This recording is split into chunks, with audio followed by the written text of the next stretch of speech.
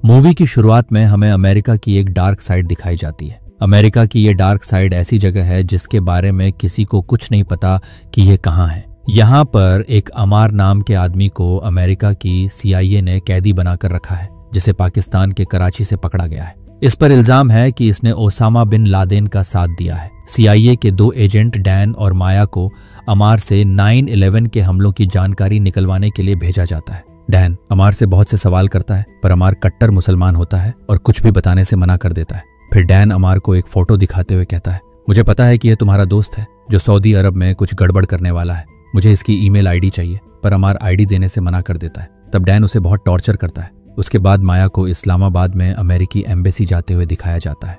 दरअसल यही उसका नया ऑफिस होता है। अब 1 साल बीत जाता है और 2004 में दिखाया जाता है कि सऊदी अरब में एक आतंकी हमला होता है जिसमें कई बेगुनाह लोग मारे जाते हैं।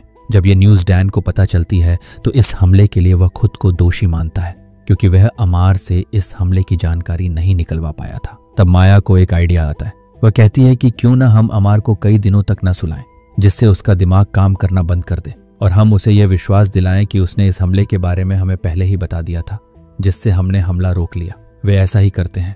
अमार भी उनकी बातों पर विश्वास कर लेता है, क्योंकि वह 72 घंटे से सोया नहीं था और उसका दिमाग स्टेबल नहीं था। अमार उन्हें अपने 3 साथियों के नाम बताता है, जिनमें से 2 के बारे में डैन और माया पहले से जानते थे, पर एक नाम अब्बू अहमद, जिसे न माया ने पहले सुना था न डैन ने। अमर बताता है कि अब्बू अहमद से वह सिर्फ एक बार कराची में मिला था। उसने मुझे बिन लादेन का एक खत पढ़कर सुनाया था, जिसमें लिखा था, जिहाद जारी रहना चाहिए। अब माया अब्बू अहमद के बारे में जानकारी निकालनी शुरू करती है और 9/11 के सभी आतंकियों की वीडियो फुटेज देखती है, जिनमें सभी टेररिस्ट अब्बू अहमद का जिक्र करते हैं। माया यह बात अपनी सीनियर अफसर को बताती है, पर वह माया की बातों को गंभीरता से नहीं लेते और उसे ठोस सबूत लाने को कहते हैं।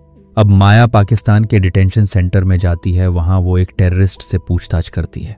ये टेररिस्ट बताता है कि अब्बू अहमद ओसामा बिन लादेन का खास आदमी है। वो बिन लादेन के मैसेज को सभी आतंकी तक पहुंचाता है और आप उसे नहीं पकड़ सकते, क्योंकि वह एक जगह नहीं रहता, वह अपनी लोकेशन बदलता रहता है। वहीं CIA एक फराज नाम के आदमी को पकड़ती है। माया उसे बहुत टॉर्चर करवाती है, पर वह अब्बू अहमद के बारे में कुछ नहीं बताता। इसके बाद समय आता है 2008 का, जहां माया अपनी दोस्त जेसिका से एक होटल में मिलती है। जेसिका माया से कहती है कि फराज ने अब्बू अहमद के बारे में कुछ नहीं बताया, शायद तुम गलत आदमी को सर्च कर रही हो, शायद अब्बू अहमद नाम का कोई आदमी है ही नहीं। तब माया कहती है कि फराज ने अब्बू अहमद के बारे में नहीं बताया। इससे मुझे और कंफर्म हो गया है कि अब्बू अहमद है और वह बिन लादेन का कोई खास आदमी है। अगर हमने अब्बू अहमद को पकड़ लिया तो बिन लादेन तक पहुंचना आसान हो जाएगा। तभी होटल में एक ब्लास्ट होता है, पर इन दोनों की किस्मत अच्छी होती है, ये दोनों बच जाती हैं। इसके बाद ऑफिस में जेसिका माया को बताती है कि अल कायदा का एक आदमी जो डॉक्टर है, वह हमें पैसों के बदले ओसामा की जानकारी देने को तैयार है और उसने अपने साथियों का एक वीडियो भेजा है, पर वह हमसे मिलने के लिए पाकिस्तान नहीं आना चाहता, हमें उसे कहीं और मिलना होगा। तब जेसिका अफगानिस्तान में बने अमेरिकन कैंप में उससे मिलने जाती है। वहां वह आदमी भी आता है, पर वह आदमी एक ह्यूमन बॉम्ब होता है जो अपने आप को उड़ा देता है और इस ब्लास्ट में जेसिका के साथ साथ और भी जवान मारे जाते हैं। इस घटना से माया पूरी तरह से टूट जाती है।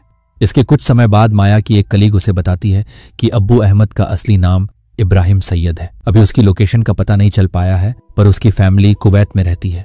ये सब जानने के बाद माया अपने पुराने साथी डेन को फोन करती है, जो इस समय वर्जीनिया में एक सीनियर पोस्ट में है, और इब्राहिम सैयद के बारे में बताती है और कहती है कि उसे किसी भी हालत में इब्राहिम सैयद उर्फ अब्बू अहमद का नंबर निकलवा के दो। अब डैन कुवैत जाता है। वहां कुवैत के प्रिंस से मिलता है, जिससे वह पहले से जानता था। पहले तो प्रिंस नंबर देने से मना कर देता है, पर डैन उसे एक लैम्बोर्गिनी कार ऑफर करता है। तब प्रिंस नंबर अरेंज करवा देता है। अब माया उसे ट्रैक करवाना चालू कर देती है। हालांकि शुरुआत में उसका नंबर बंद रहता है, पर जब उसका नंबर ऑन होता है तब उन्हें पता चलता है कि वह पाकिस्तान के रावलपिंडी शहर के एक रोड पर था जब उसने अपना फोन ऑन करके किसी से बात की थी। तब CIA के लोग रावलपिंडी और पेशावर में चारों तरफ वहां जाना शुरू कर देते हैं, जहां जहां उसका नंबर ट्रैक हुआ था। पर यह इलाका बहुत भीड़ भाड़ वाला होता है। ये लोग कई दिनों तक उसे खोजते हैं, पर उनको उसका पता नहीं चल पाता। पर एक दिन जब ये लोग उस भीड़ भाड़ वाले इलाके में होते हैं तो अब्बू अहमद उर्फ इब्राहिम सैयद का नंबर ट्रैक होता है और तभी इनके बगल से एक गाड़ी गुजरती है। वे देखते हैं कि उसमें इब्राहिम सैयद है। ये लोग उसकी फोटो ले लेते हैं, साथ ही उनके पास गाड़ी का नंबर भी होता है। माया यह जानकारी पाकर बहुत खुश होती है। वहीं कुछ दिनों बाद पाकिस्तान में माया पर हमला होता है, पर कार बुलेट प्रूफ होने की वजह से माया की जान बच जाती है। वहीं दूसरी तरफ दिखाया जाता है कि CIA के एजेंट इस गाड़ी का पीछा कर रहे होते हैं, जिससे उन्हें इब्राहिम सैयद का घर मिल जाता है। फिर CIA की मीटिंग होती है जिसमें माया इस जानकारी को CIA के डायरेक्टर से बताती है और कहती है कि इस घर की दीवारें 10 फीट ऊंची हैं, इस घर की खिड़कियां हमेशा बंद रहती हैं, इस घर के अंदर झांकना मुश्किल है। इतनी सिक्योरिटी होने की वजह से मुझे लगता है इस घर में बिन लादेन ही है। पर डायरेक्टर उसे इस बात का सबूत लाने को कहते हैं। अब CIA कई दिनों तक इस घर पर नजर रखती है, पर उन्हें कोई सबूत नहीं मिलता और माया उस घर में अटैक करना चाहती है, पर उसे इसकी परमिशन नहीं मिलती। अब वह एक एक दिन गिनती है और अब 100 दिन हो चुके थे और अभी तक CIA ने कोई एक्शन नहीं लिया था। अब माया का सीनियर, जिसका नाम है जॉर्ज, वह अपने सीनियर्स को बताता है कि उस घर में 3 औरतें हैं और कुछ बच्चे हैं और 2 आदमी हैं जो कभी कभी दिखते हैं, पर एक आदमी घर की छत में हवा खाने कभी कभी जाता है। उस छत में 7-7 फीट की दीवारें हैं और बहुत से पेड़ भी हैं। वह कभी खुले आसमान के नीचे नहीं जाता, जिसकी वजह से हम उसे सैटेलाइट में नहीं देख पाते हैं और ये आदमी बिन लादेन हो सकता है। जॉर्ज के सीनियर्स उससे कहते हैं कि हो सकता है वो आदमी कोई ट्रक डीलर हो या अलकायदा का कोई दूसरा आदमी भी हो और अटैक की परमिशन नहीं देते।